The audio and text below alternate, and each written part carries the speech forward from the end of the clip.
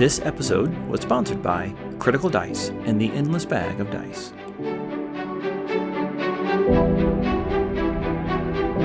Welcome to the Compendium, a resource designed to help you spend less time learning D&D and more time actually playing.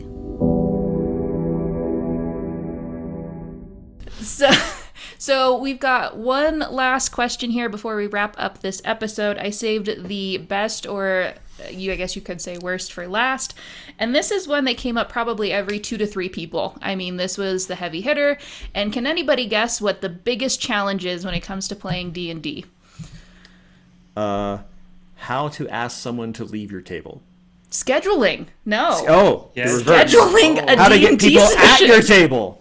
Getting them there. If they're there, you can then move on to more challenging things like asking them to leave. But people are having problems with scheduling, and I totally feel it.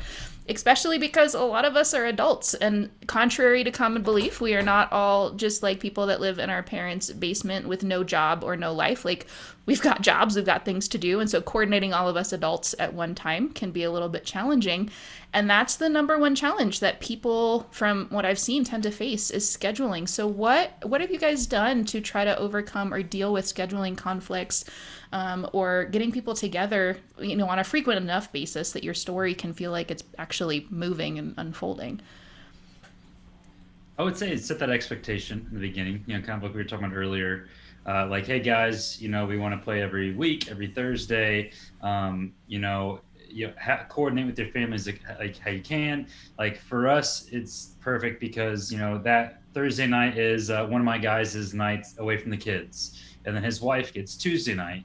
One of the guys, he stays at work a little bit late that day, and then just comes straight over from work. But we've been together for a long time now. But I would definitely say, like, just setting that expectation, like, hey, we want to play every week, we want to play every other week, and then just be communicative, as I guess everything is in D&D. Yeah. I think too, like you said, setting up the expectation, even be specific about, like, okay, so if you're going to join this game, or I'm starting this game, it's going to be every single Thursday night, except for like major holidays. Mm-hmm. It's going to start at 7 and we're going to end at 10:30 every single night. Does that work for you on a weekly basis? And so they know what they're getting into. Like, if they think it's going to be a 3-hour game and you're like, no, we played 5 hours, we played to midnight, man, then that's going to cause problems, and you could have fixed that early on. Also, too, I find it's really helpful not to make you, the DM, the hub of communication, in that fact that you're trying to coordinate schedules with everyone else, so they're all texting you but not talking to each other. So I recommend getting something like Slack or GroupMe, which is really great, and put everyone in that, so that if someone's like, hey, I will be a half an hour late on Thursday, or I can't make it this Thursday, everyone knows, and they're like, oh, okay, no problem. But if someone was like, okay, I've got this thing at work, it's like a party, it's not required, but it's kind of required, and I should go to it, and then you see 2 other people saying, hey, I'm not sure if I can make it, and another person saying, I can't make it, and then you're like, okay, I should just let him know, and now I know that we'll just be off this week because that's 3/5 of the party, and so that decentralization really helps with the communication, I think, and then also just let them know what you plan to do when someone can't make it. Like, if 2 people can't make it, we'll still play out of 5 or 6. But if it's more than 3, if 3 or more, we'll cancel. If you're the only person who's not there, narratively, you are still there. Combat-wise, you are not there. You do not get a turn in combat, so the rest of the party can feel that that lack. You can also have fun with it. I know that you, Cameron, post-game do MVP awards and that kind of thing, and give out special dice and stuff. You could even be like, hey, if you're the first one here tonight, doors open at 6:30 for the 7 o'clock game. You're the first person here, you get advantage. You bring something to drink or eat too. Yep. You also get a luck point to start the game. Just saying. Open to everybody. If you're the last one here, your first roll is a disadvantage. Yeah. But if some of your people are coming straight from work and other people have kids and don't penalize them for just their life. But if you're all in college, or have lots of free time and people are just late because they're just late, then maybe that could be fun. But I've never tried that, but now I'm thinking about it.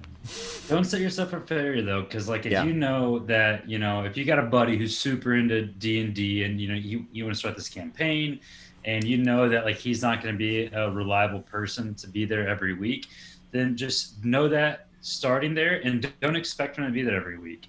Have an easy like pop in where you can take over his character, like Jason said. Maybe they just are really treat him like a Pokeball. Like he's released, Yeah. like maybe like one of the people in his companion has like ownership. I don't know, however you want to do it. But and also utilizing the forms like on D&D Beyond, like when you're making your group, that for me was a huge deal because basically it's like you post a job list, not like a job listing, but like a wanted ad. And then, you say like what edition you're playing, how often you want to play, with the day, the time. And hey, if this works for you, great, let's try it out. If it doesn't work for you, then that's fine too. Then there's more groups out there. Right. Yeah. So, I mean, the key thing is really it's best to start off with a consistency, like a schedule. Like this will be this day, this time every week or every 2 weeks, instead of, okay, we played tonight, what time should we get together next week, or what day works for everyone. It kind of makes things a little bit more confusing. The other thing is too, I think, is it's sometimes a lot easier to trap people into an answer when they're there. And so instead of texting everybody the day after your D&D session to be like, yeah, is everybody good for next week, or however you do it, when you end, before everyone leaves, just have everyone pull out their phones and check their calendars to kind of verify or confirm if they have a vacation coming up or if they have an appointment, because everyone's in the same room. You can do it in like 3.5 minutes and then you're done and you don't have to worry about it. Yeah, because that's really good, because there are some times where I have things in my calendar that I forgot existed until I looked at my calendar. I'm like, oh, yeah, I am not in the state that day. I'm sorry, I didn't even realize it until you asked me. So yeah, getting them to look at their phones then is awesome. Another thing too you could do, especially if it's a brand new group, especially like all new people, where they're like, yeah, I've been hearing about D&D and I wanted to play, right? So that they don't understand the commitment or whatever. Don't start a campaign. Do a one-shot.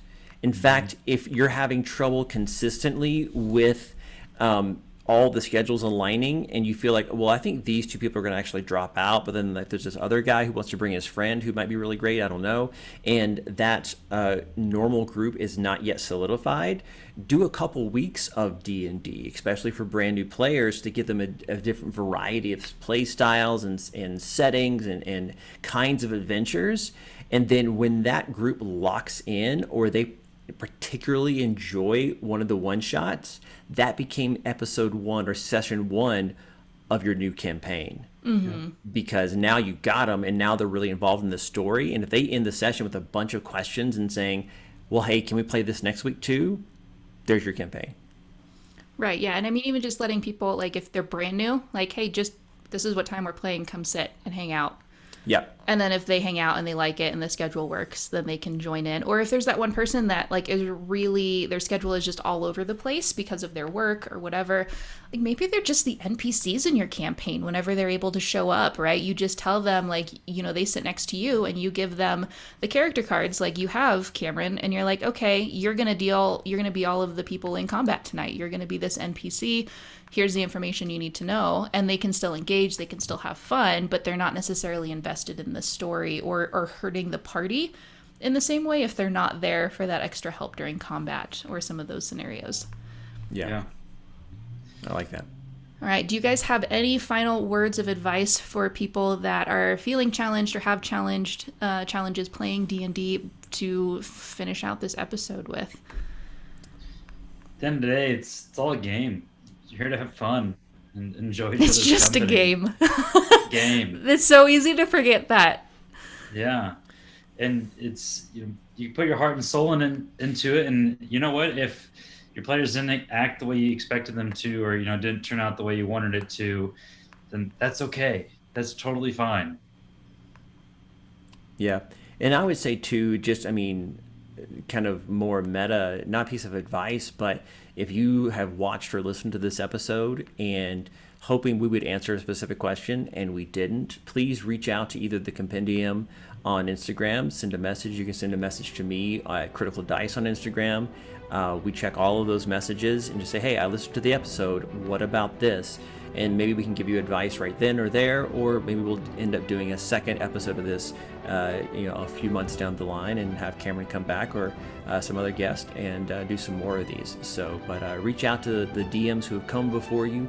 We all stand on the shoulders of giants, the men and women who have learned the skills before us in ancient editions, and we need to learn from them. So, absolutely. Thank you guys so much for joining us this week on the Compendium, where we are talking about all things D&D, helping you spend less time learning and more time actually playing. This episode was sponsored by the Critical Dice and the Endless Bag of Dice, where you can get a new set of dice delivered to your door every single month for as little as $6.99. Click on the link in the show notes to learn more. Make sure you subscribe to our channel if you enjoyed listening in this week, so that you know every time we push out a new video. And also leave a comment below if you learned something new in this episode that you didn't know before. Thank you so much for listening in. We'll see you guys next time.